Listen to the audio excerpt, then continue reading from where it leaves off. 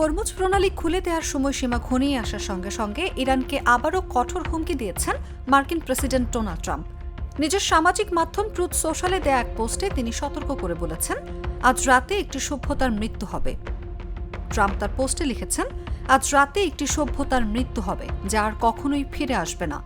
তিনি আরও যোগ করেন, আমি চাই না এমনটা ঘটুক, কিন্তু সম্ভবত এটিই হতে যাচ্ছে।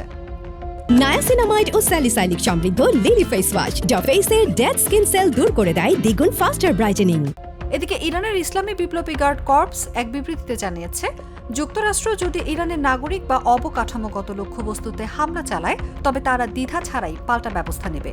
বিবৃতিতে বলা হয়েছে, আমরা যুক্তরাষ্ট্র এবং তার মিত্রদের অবকাঠামোকে এমনভাবে আঘাত করব যা তাদের এবং তাদের মিত্রদের জন্য এই অঞ্চলের তেল ও গ্যাস থেকে বঞ্চিত করবে।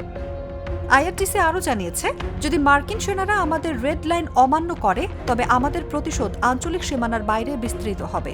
আইআরটিসি স্পষ্ট করে দিয়েছে যে তারা শুধু আঞ্চলিক সীমায় সীমাবদ্ধ থাকবে না, বরং যুক্তরাষ্ট্রের সম্ভাব্য হামলার বিপরীতে আন্তর্জাতিক পরিসরে শক্তিশালী প্রতিক্রিয়া প্রদর্শনের প্রস্তুতি রাখছে।